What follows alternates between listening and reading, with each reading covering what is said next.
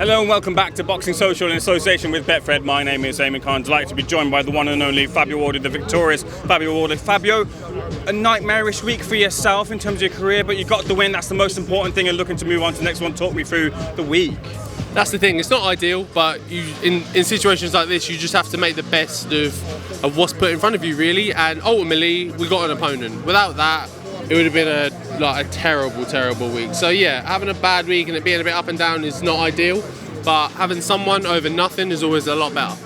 First thing I want to say is, physique, your shoulders are looking a lot stronger than I last saw you. I know you do a lot of work in strength and conditioning. That looks like it's paying dividends with a destructive finish and also in terms of an improved physique too.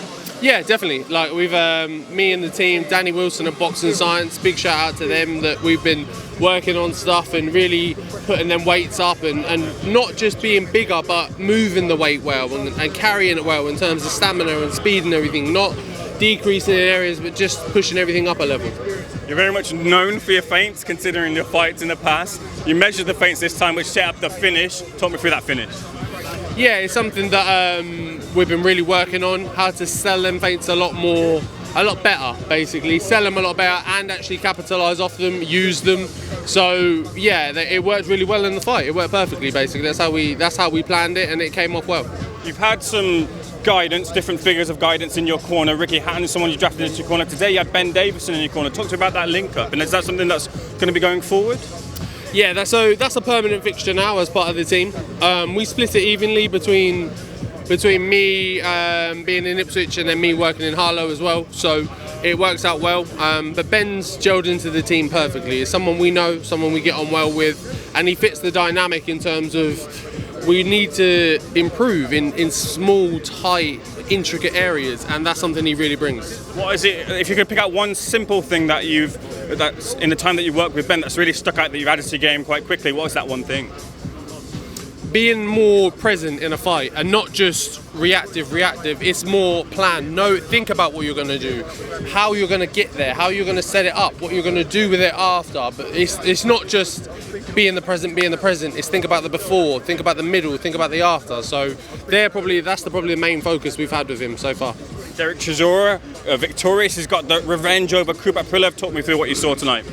Yeah, I think a standard Derek Chisora fight of what you thought. And I was quite surprised, to be honest, because in the early rounds, Derek really had control, but I felt like going into this that Kubrat would have more control in terms of the ring and his generalship and the jab and pumping it out. But Derek seemed to smother his work a lot and clear it and make it an ugly fight, which worked out better for him.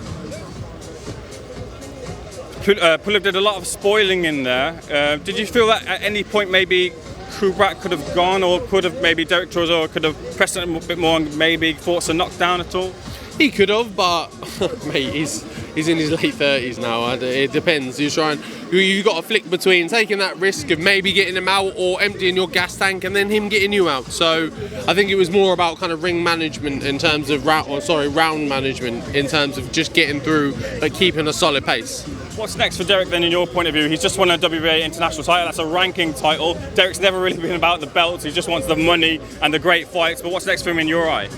I don't know. It's hard. It's hard because Derek's a risky fight for anyone. So who wants to fight him in terms of take that risk, take that chance, and put themselves through the ringer as well? It's not like you can box and move him. Really, he's always on you. It's never easy. So in terms of what's next for him, I don't know, but I definitely know he's not retiring. That's the only thing.